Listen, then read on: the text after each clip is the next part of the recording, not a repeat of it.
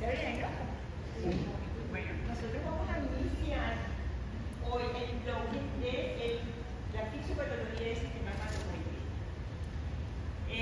Nos vamos a dedicar a estudiar las alteraciones en la eritropoyesis y eventualmente vamos a tener una ilustración sobre la línea mieloide con las leucemias agudas y crónicas. Leucemias mieloides agudas. Ahora bien, como vamos a ver las alteraciones en el sistema eritropoyético, ¿verdad? ¿Cuál es la manifestación?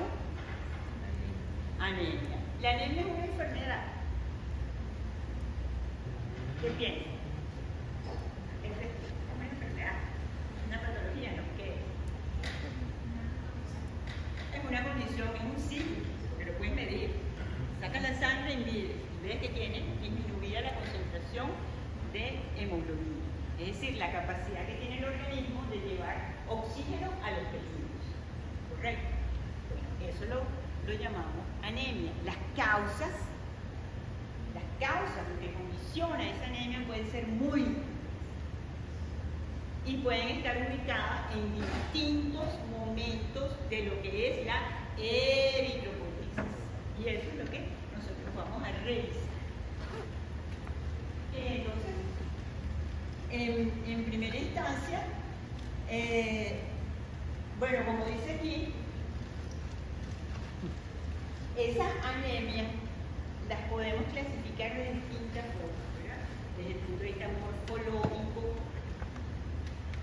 Sin embargo, la mejor forma para entender esa condición, ese signo clínico, es la clasificación fisiopatológica, que no te da sino dos opciones: o no se producen o se eliminan muy pronto. O hay falta de producción o hay aumento en la eliminación. Esos son los dos mecanismos que explican por qué un individuo va a terminar con el signo clínico de anemia. Ahora bien, por supuesto que tenemos que saber de dónde salen esas células, ¿verdad? Y es decir, estamos hablando, cuando hablo de esas células, me estoy refiriendo de nuevo a la eritropoyesis. ¿Y cuál es la célula circulante? El eritrocito. El eritrocito. Entonces, ese eritrocito circulante, bueno, viene de una célula primitiva que se genera en el saco uterino. Luego eso migra a feto y comienza entonces la hematopoiesis a nivel del hígado y luego De los huesos blandos. en los huesos blandos, ¿verdad? En lo que llamamos médula ósea. Ahora bien, para que esto ocurra, estas células en ese momento el saco uterino van a comenzar a expresar distintos receptores que van a responder a distintos factores. Y no solamente se van a generar las células que serían las células madre para generar entonces el sistema hematopoyético, sino también las células endoteliales, por donde van a circular todas, se va a generar entonces angiogénesis y por allí van a circular todas esas células que están siendo formadas en la hematopoiesis. Obviamente, hematopoiesis implica todo, tanto el mieloide como el eritrocito. Bien, y eso es una expresión secuencial de distintos factores, y no se las voy a preguntar, pero tengan claro que va a depender de esa expresión de factores y la respuesta de esta célula a diferenciarse. Entonces, luego, aquí vemos ilustrado, ¿cómo es que es esta, no? Aquí vemos ilustrado la anatomía del hueso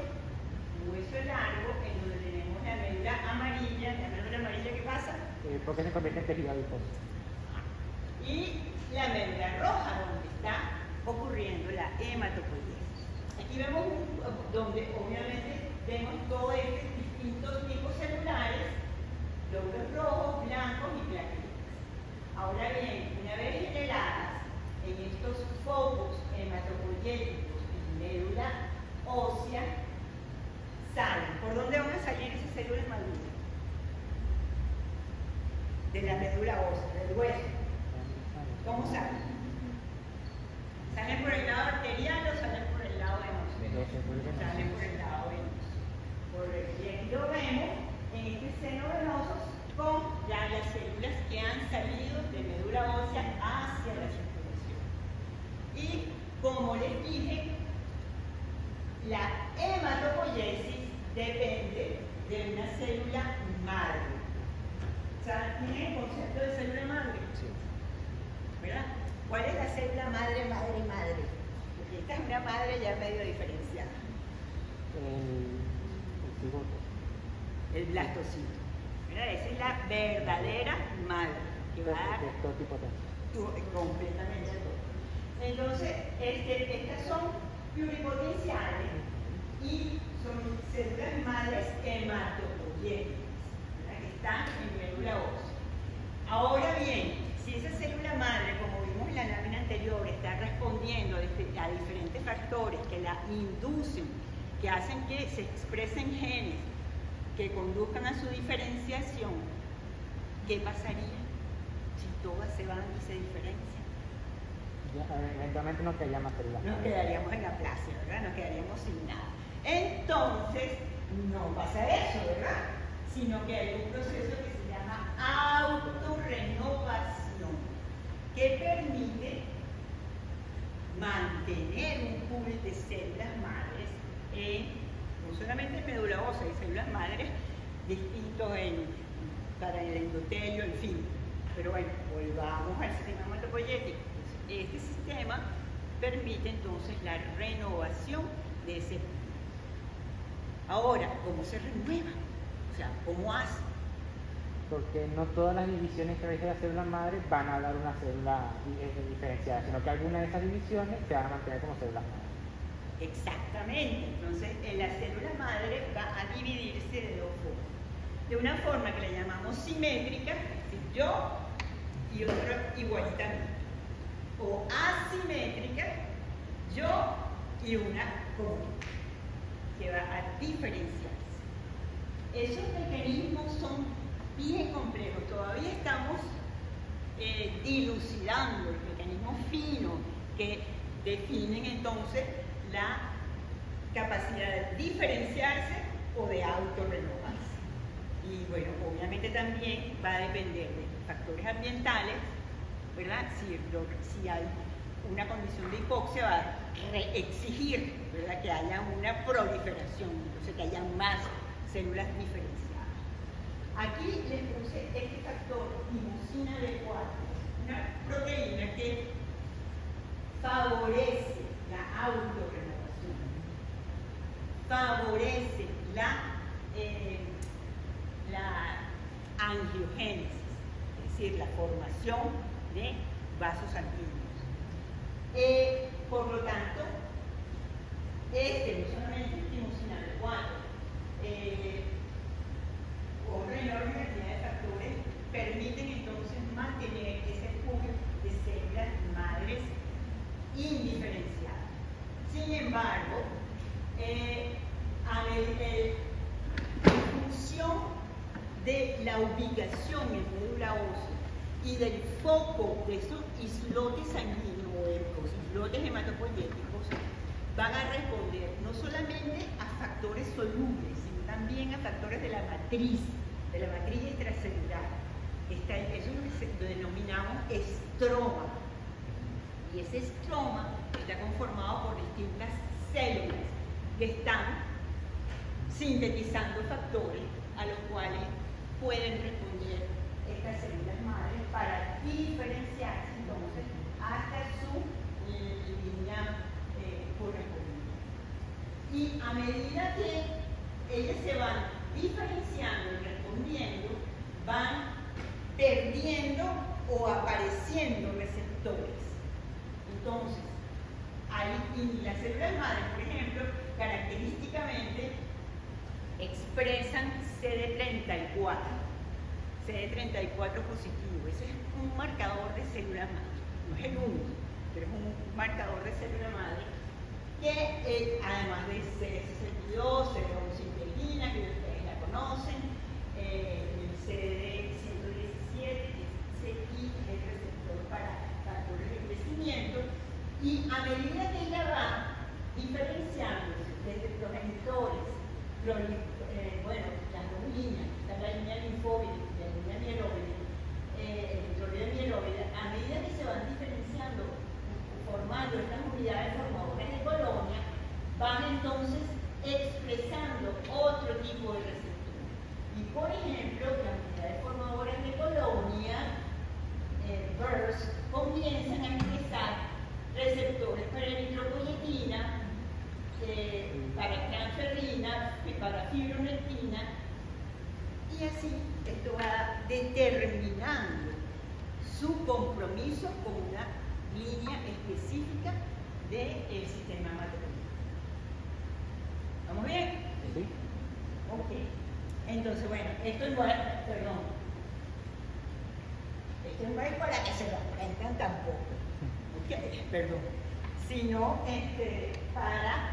para que vean cómo esta célula multipotencial, la célula madre, el mieloide, va a responder a distintos factores, como son estos, que la van a llevar a que se diferencie finalmente en eventos.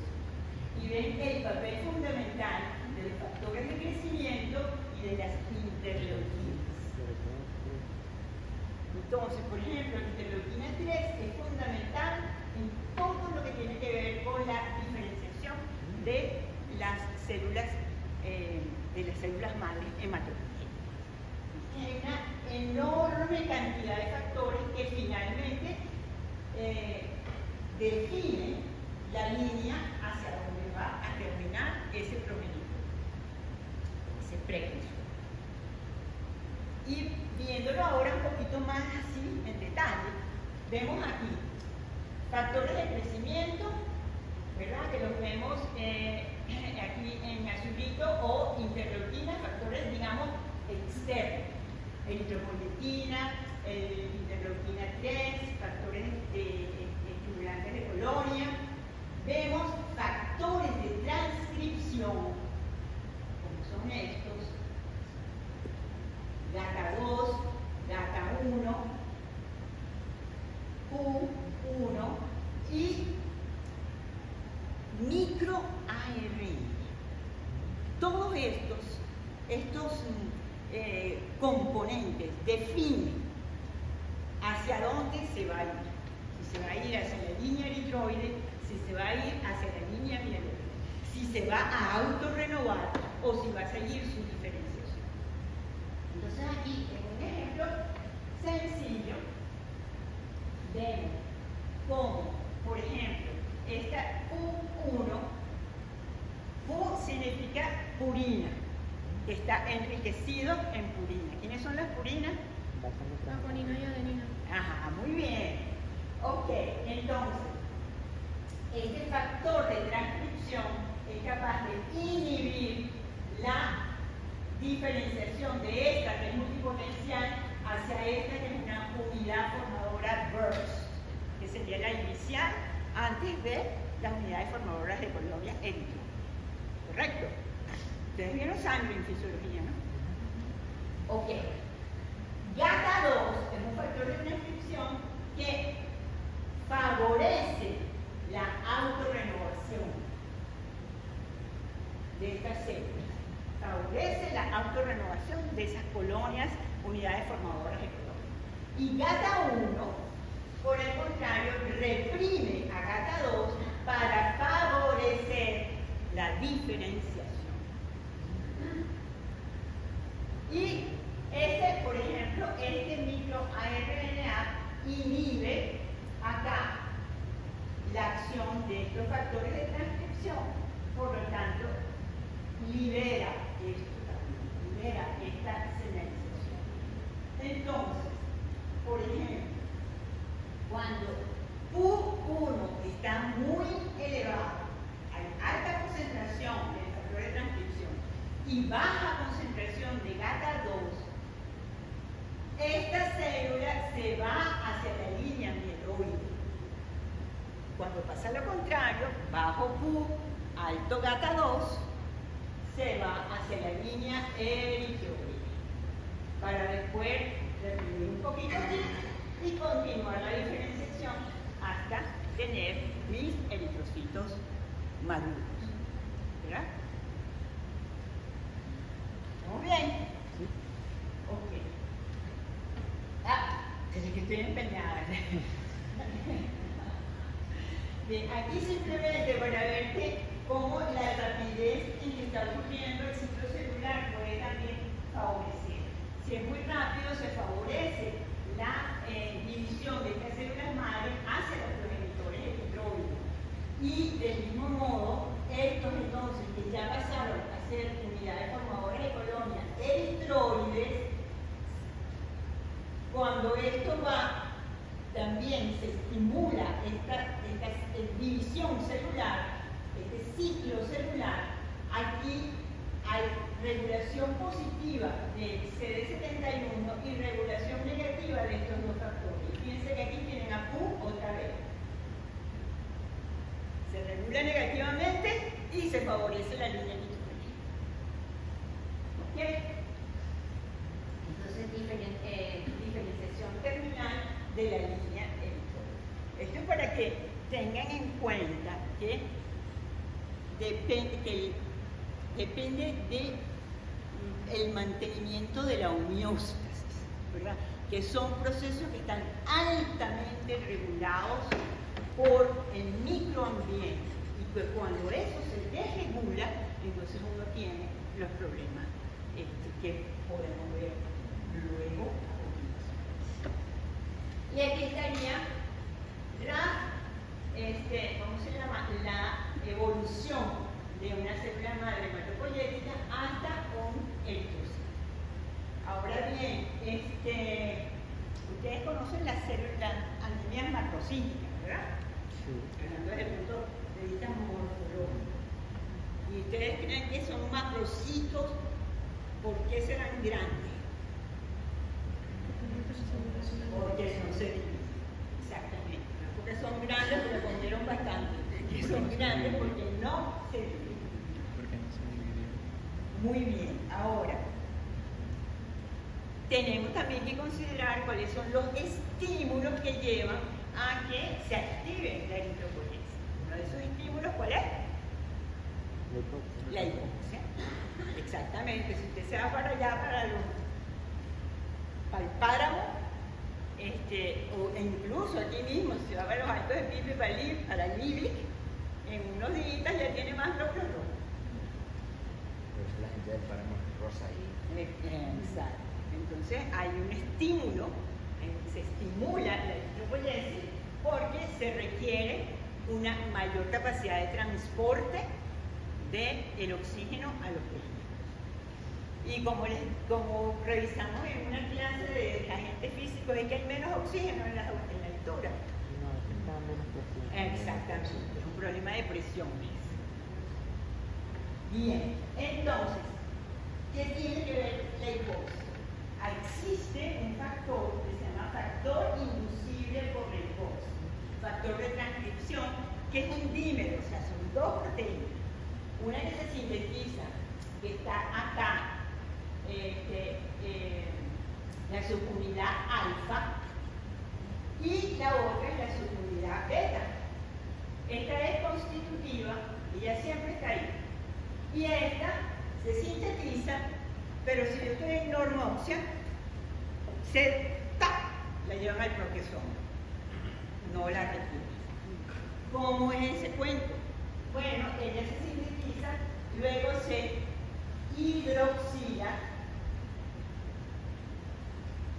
la prolina, se hidroxila con una prolihidroxilasa, se hidroxila un residuo de prolina de la subunidad y eso la marca, ¿verdad? Eso la marca para unirse con esta otra proteína que la lleva a ubiquitinarse. ¿Y la ubiquitinación para qué sirve? Marca las proteínas tras su degradación. Exactamente. Pero no toda ubiquitinación lleva el proteosomo. Recuerden que la síntesis de interferón gamma requiere de ubiquitinación. Ok, entonces va el proteosomo y se acabó. Pero si hay hipoxia, entonces esta subunidad entra, ¿verdad? Entra al núcleo, dimeriza con su compañerita beta y ya puede accesar a los genes. Y allí, entonces, induce la expresión de varias, aquí le puse 3 solamente. Eritropoyetina, que es EPO, factor estimulante de vascular, de crecimiento vascular, y ferroportina. Que sepan que tiene que ver con la serie roja. Entonces, allí estamos bien con cómo es este cuento del factor inducible por hipoxia. Había hablado al inicio de lo que significaban las células accesorias entre comillas, las células del estroma. Entonces aquí vemos una célula hematopoyética, este célula hematopoyético, rodeada por distintas células, ¿verdad? Endoteliales, células mesenquimales, adipocitos, osteoblastos, este tipo de osteoblastos que se llama spindle shape, células gliales, neuronas y células mesenquimales. Entonces, todas estas células, como dije anteriormente, son capaces de sintetizar distintos factores. Ven que todas estas, que tienen una flechita que termina en punta, favorecen tanto el mantenimiento, habíamos hablado de la timosina B4, que favorece el mantenimiento para que se autorrenueve, así como también eventualmente la diferenciación. Pero, como les dije, toda cosa que empuje tiene un freno. Y ese freno aquí lo vemos con el tejido adiposo. El adipocito es capaz de enviar neurofilina, lipocaína, adiponectina, el factor de crecimiento tumoral alfa, que inhiben y frenan ese proceso de tanto de diferenciación. Bien. Si todo esto marcha bien, ¿verdad? Si todo esto, estos factores de crecimiento, antiproyectina, CL12, que es un factor de crecimiento estromal, todo esto marcha bien, pues vamos a tener finalmente linfocitos, granulocitos, eosinófilos, basófilos, monocitos y eritrocitos, ¿verdad? En sangre periférica. Bueno, valga salvar el punto de que los linfocitos, ¿a dónde van? Ay, ¿verdad? Ellos tienen que ir primero para su escuela para aprender qué cosa. Reconocer los antígenos propios, la los selección propios positiva y negativa de la educación inmune. Exactamente, la tolerancia inmune. Muy bien. Entonces, fíjense, la síntesis de hemoglobina, que ustedes la conocen muy bien. ¿Hemoglobina cuántas cadenas tiene? 4. 4, ¿verdad? ¿Cuáles son? 2 alfa y beta en la hemoglobina adulta. Exactamente. Porque la fetal tiene gamma. Eso es correcto, y aquí la tenemos. Entonces, aquí tendríamos cómo se sintetiza la hemoglobina, que requiere la parte proteica, ¿verdad? Ajá, la parte proteica, y requiere una parte no proteica. ¿Quién es el no proteico? El grupo M. El grupo M. Entonces, el grupo M que se sintetiza acá, en la mitocondria, se une con su parte proteica y constituye entonces la hemoglobina. Pero para ello requiere que entre hierro a ese eritroblasto, ¿verdad? Y por eso les había puesto dentro de los genes que se expresan con el HIF a la protoporfirina, a la ferroportina, ¿verdad? que es la puerta del hígado. Ok, entonces estas proteínas están codificadas por genes que están ubicados en el cromosoma 16 para las cadenas alfa y en el cromosoma 11 para la beta delta epsilon. En fin, esto ustedes lo conocen bien como en el feto, bueno, hay proteínas embrionarias, luego la proteína fetal, que está constituida por alfa 2 gamma 2. ¿Por qué el feto tiene gamma 2? Porque tiene mayor afinidad por el oxígeno. Eso es correcto. Tiene que sacarle el oxígeno a la mamá. Y las unidades gamma no son susceptibles al 2,3 lipofuscil alfa. Ajá. Muy bien. Aquí está mi físico. Muy bien. Entonces aquí tenemos las hemoglobinas, ¿verdad? Fetal, A, que es prácticamente el 90% de la hemoglobina del adulto, y la A2.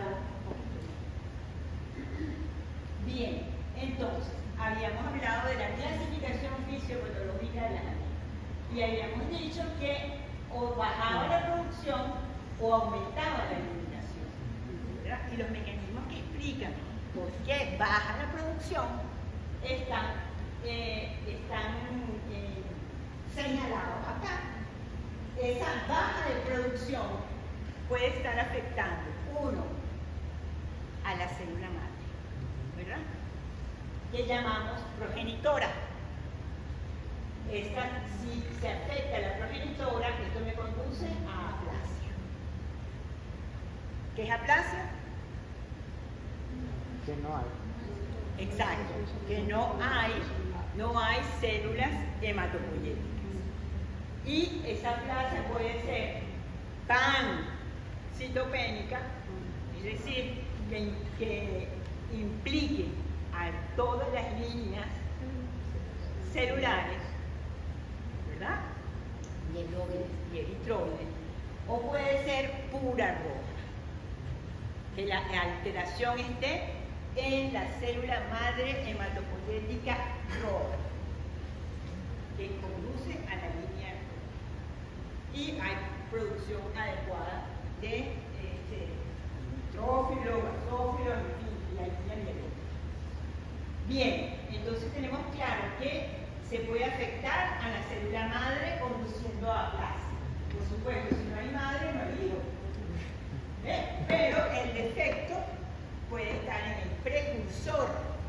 Entonces, el hijo puede alterarse a nivel de su ciclo celular, su división celular. Hay una alteración en la síntesis de ADN. No se puede sintetizar el ADN, por lo tanto, ¿cómo va a tener una madre cómo se divide? No puede dividirse, ¿verdad? Entonces, aquí hay una alteración. Y eso es lo que conocemos como anemias megaloblásticas. ¿Ok? O sea, afecta la división celular.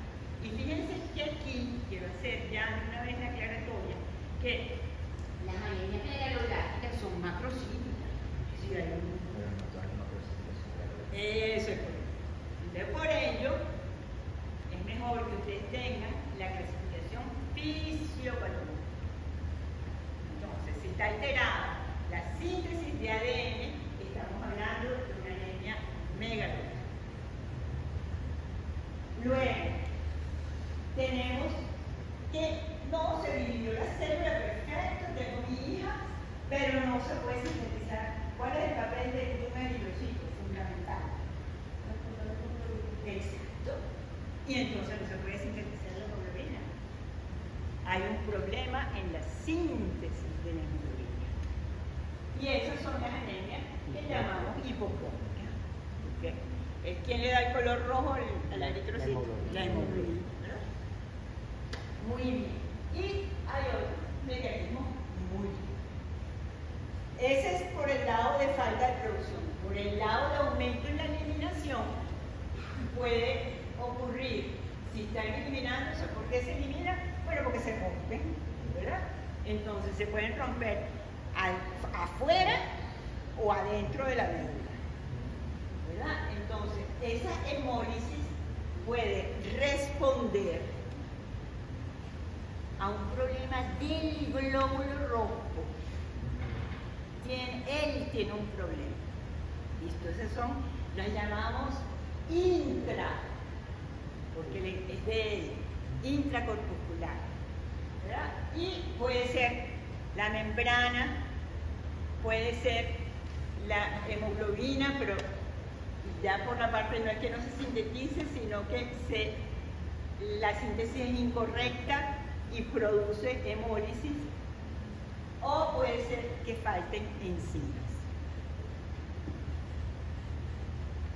Entonces, estas enzimas van a estar conduciendo a una hemólisis temprana de estos glóbulos.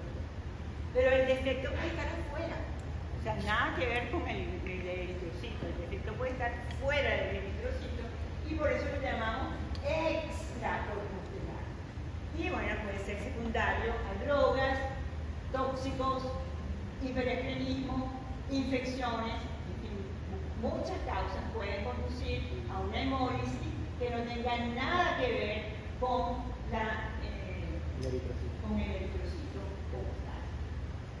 O esta eliminación, aumento en la eliminación, puede ser debido a una hemorragia, ¿verdad? Una hemorragia aguda, bueno, que es evidente cuando uno ve una hemorragia aguda, pero puede ser crónica y ahí no te das cuenta. Y una de las causas de anemia y de aumento en la eliminación por hemorragia crónica son los tomadores de aspirina. ¿Por qué? Es una agregante plaquetario, entonces está disminuida la coagulación de la sangre. Eso por una parte. Y por otra parte, ¿ah? No. En la mucosa gástrica, ¿qué se produce? Ácidos, pero para proteger la mucosa. No. Ajá, ¿y ese moco cómo se produce? Además del moco? Las prostaglandinas. De nuevo las prostaglandinas. Y entonces, al no haber una buena síntesis de prostaglandina, hay entonces apenas una hemorragita chiquita que ni te das cuenta. Pero después lo ves en sangre oculta. Por eso es importante sobre los exámenes de laboratorio. Es fundamental. Y sangre oculta casi no se manda, ¿verdad? No se manda.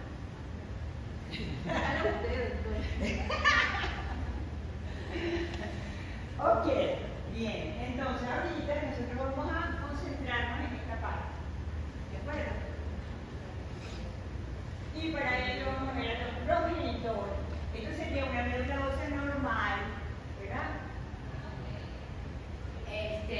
Y esto sería una médula ósea aplásica. Estas cositas blancas que serán adipocitos. Correcto. Entonces, ¿por qué muerte de esos progenitores? Progenitores. ¿Por qué se mueren estos progenitores? Fíjense que el primer caso de aplasia lo hizo Ehrlich en 1888.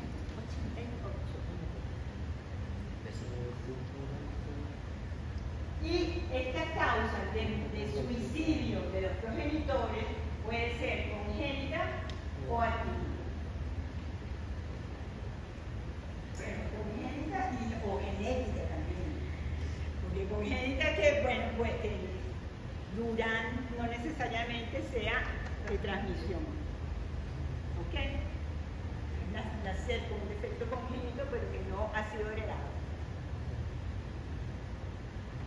Tiene genética, ¿no?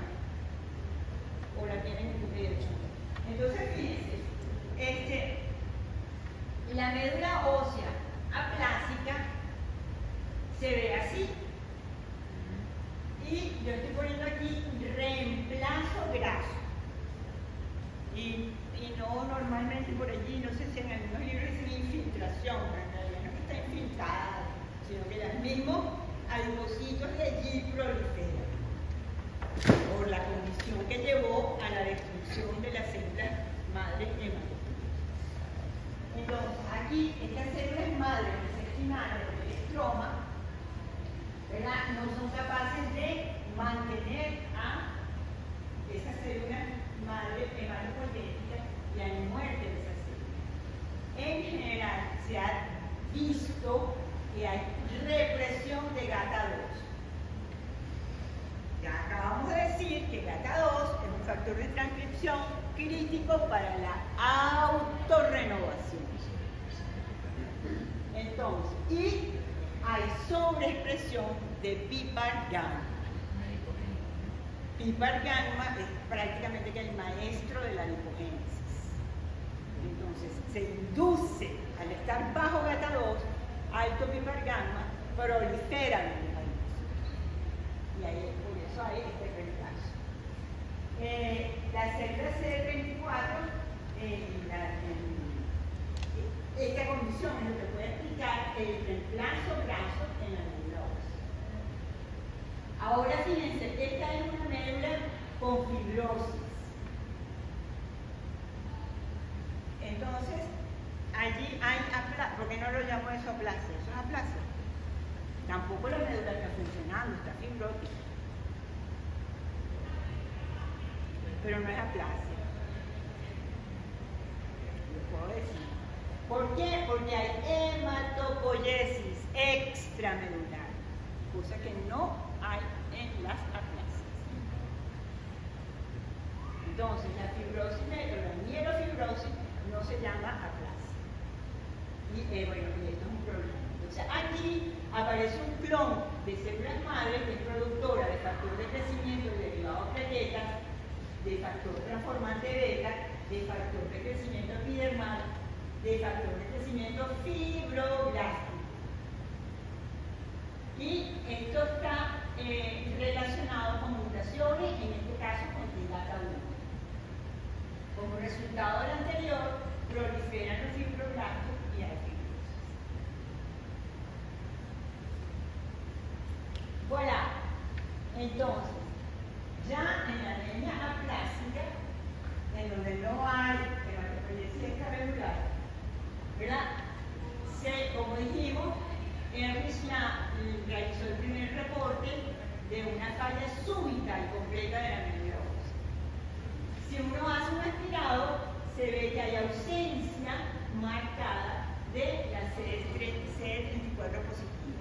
Recuerden que les dije que es un marcador de célula madre. Entonces, bueno, están ellas obviamente disminuidas. Y de las unidades formadoras de cómula. Se estimula entonces la producción de la proliferación de adipocitos y se ha visto que las aplasias están vinculadas a individuos con estos tipos de haplotipos. También se ha visto que están vinculadas al uso de drogas o de algunos virus que conducen a una pérdida de la tolerancia inmunitaria. La aplasia, la anemia aplásica, puede adquirirse de forma hereditaria o, para la redundancia, de forma adquirida. Pero en los 70% de los casos no sabemos. No sabemos cómo es, pero ahí está. Entonces, en las hereditarias, que gracias a Dios son raras, porque es que por lo menos sabemos su existencia, vamos a revisar la anemia de Fanconi, la disquiratosis congénita y el síndrome de Shaw. Pero también vamos a ver la aplasia pura roja. Las adquiridas pueden estar vinculadas, como dijimos, a drogas, antimetabolitos, agentes antimitóticos, por supuesto, todo lo que utilizamos en la quimioterapia,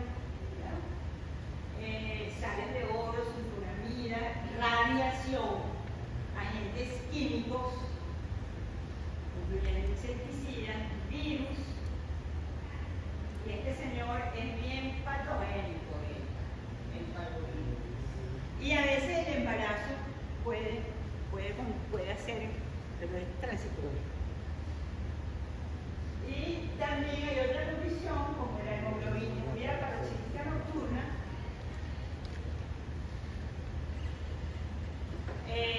que también se ha encontrado en pacientes con esta condición, hacen aplasia, no necesariamente, pero sí, porque depende del grado de afectación que tenga el paciente.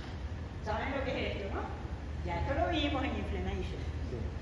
Entonces, porque fíjense que aquí hay una mutación que hace que este señor, glicosil, fosfatidilinoxitol, no se sintetice, por lo tanto, estos factores que son inhibidores de la formación del complejo de ataque a membrana, del sistema de complemento,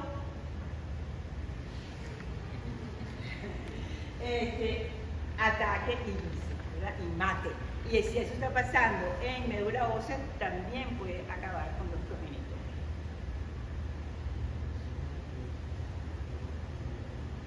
Entonces, en una de esas formas hereditarias de las aplasias está la anemia de Fanconi. Fanconi es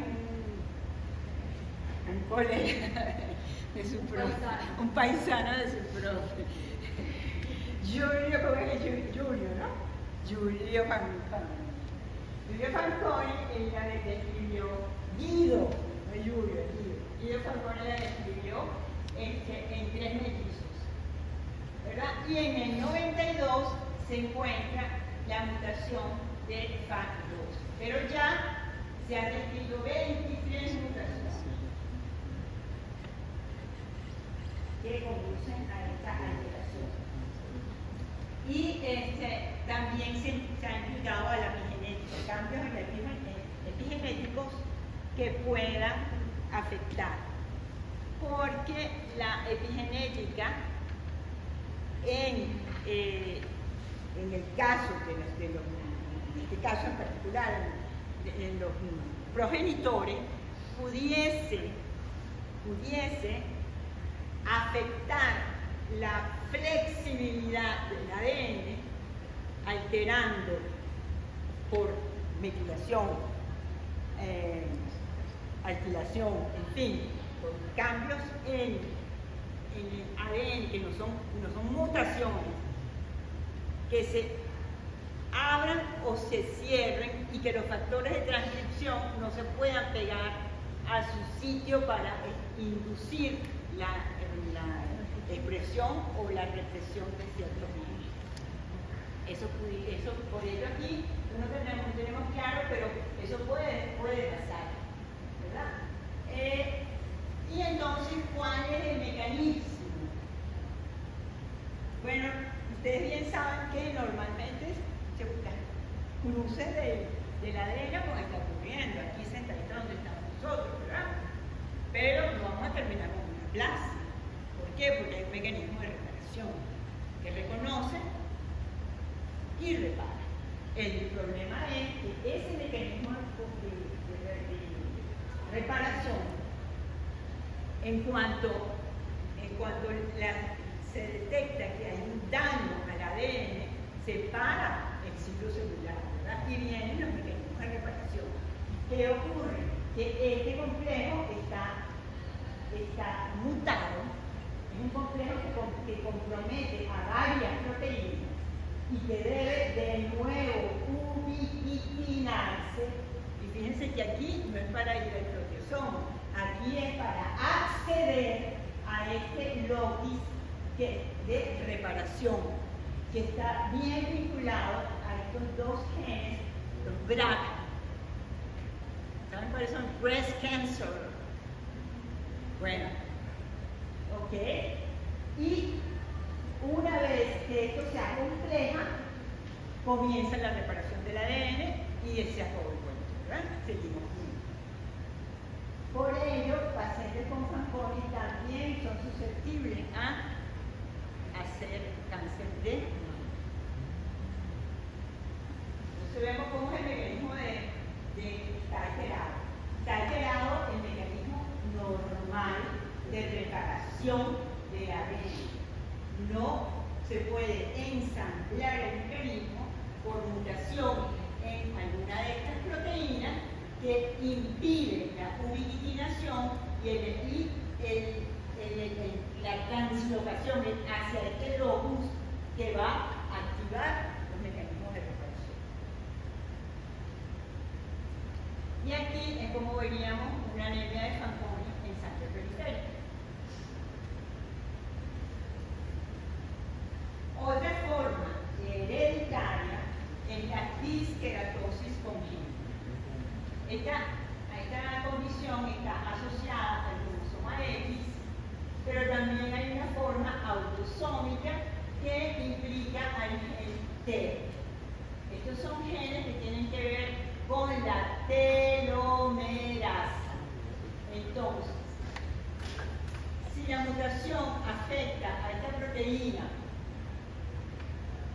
que se llama disquerina, esta es una ribonucleoproteína que se asocia a la telomerasa. ¿Y qué hace la telomerasa? Son las enzimas encargadas de mantener la longitud de los telómeros. Exactamente, están cuidando nuestros telómeros. Mientras más cortos los telómeros, menor cantidad de divisiones de cada. exacto, más viejito nos ponemos, más cerca de la muerte.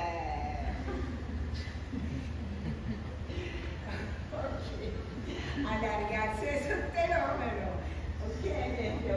Perdón. Luego, si la mutación implica a este gen, también hay disfunción en telomerasa, son telómeros cortos, baja cantidad de telomerasa. Se ha descrito una forma dominante y una forma recesiva.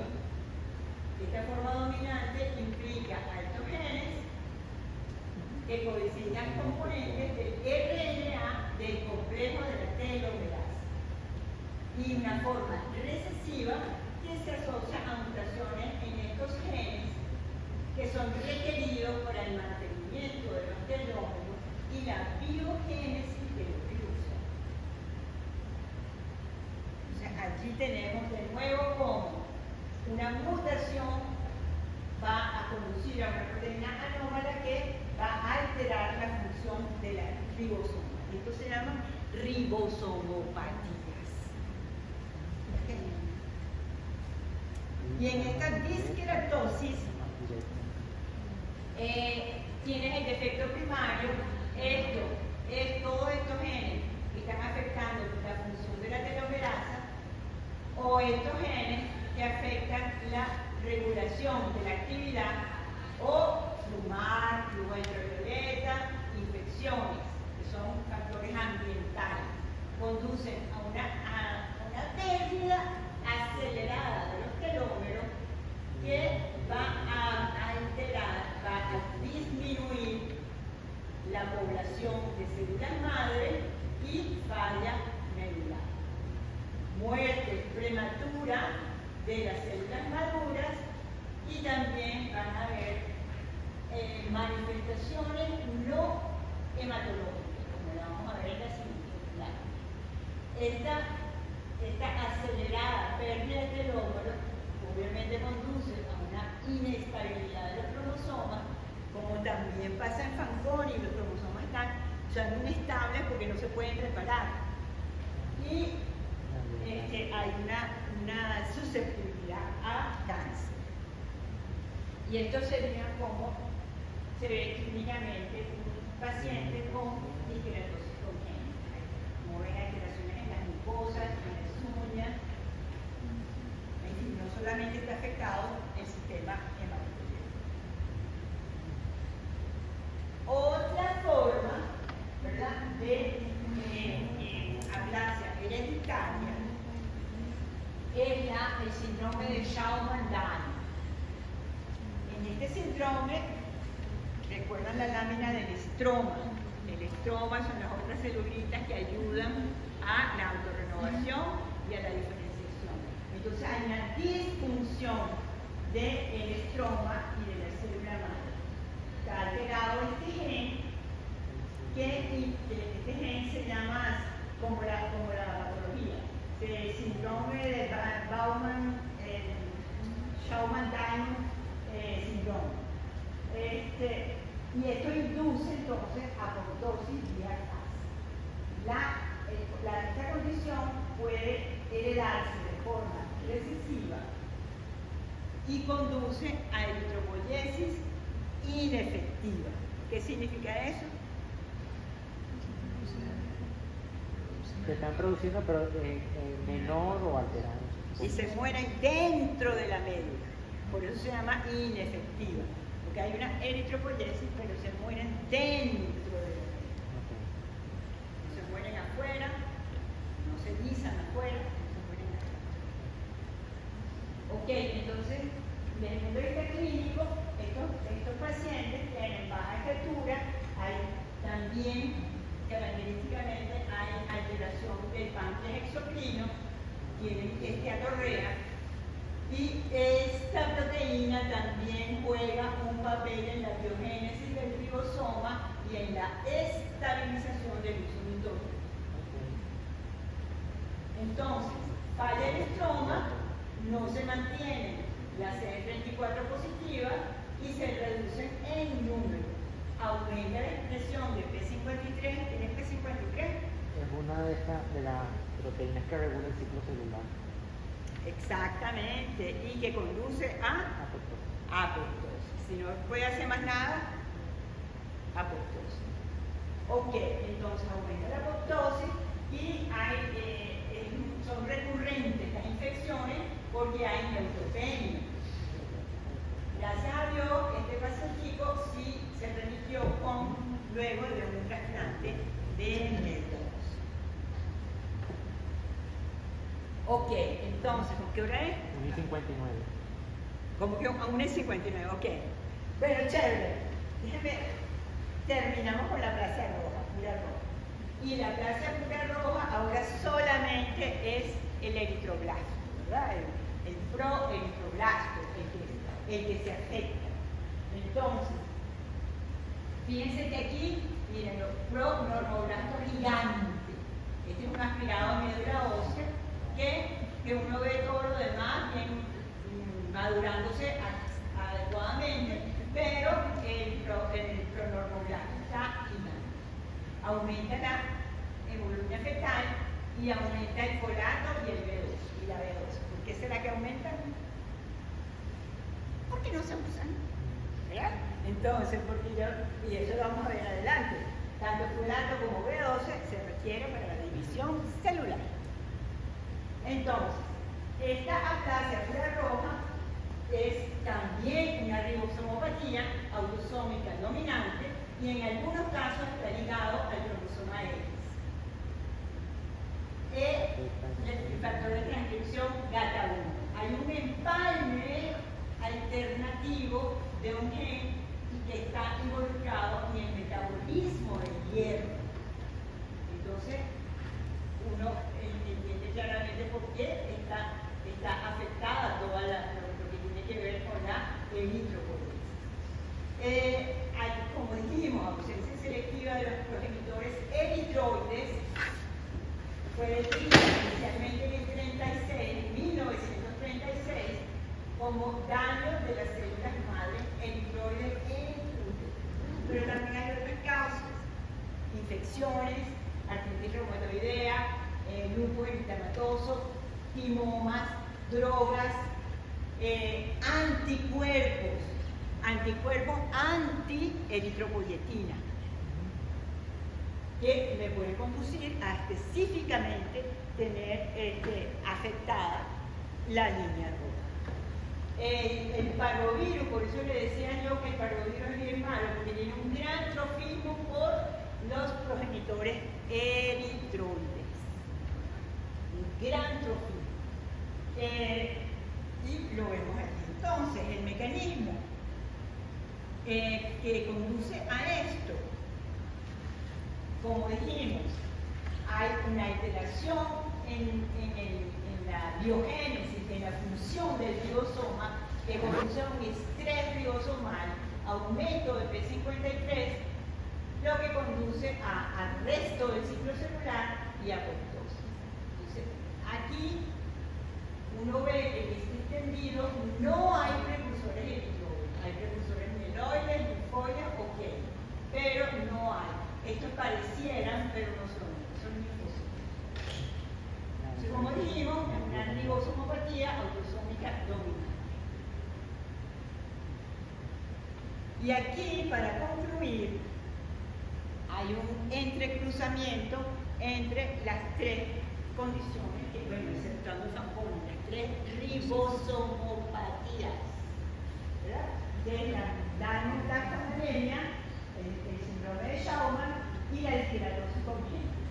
Fíjense que todas pueden conducir al síndrome mieloide clásico o con leucemia mieloide aguda. Este síndrome conduce además a lo que mencioné, a daño del páncreas exocrino, el síndrome de Schaumann, anormalidades físicas, la disqueratosis congénita conduce aquí a fibrosis pulmonar. Todas confluyen con daño a la médula ósea, anemia y esta en particular neutropenia, mismo que tenían esa más sensibilidad a la infección. La anemia pura roja también se asocia a tumores sólidos y a sarcoma y al cáncer de células escamosas. Entonces, como ven aquí, una bonita interrelación y superposición de la clínica de estas tres condiciones de apraxia.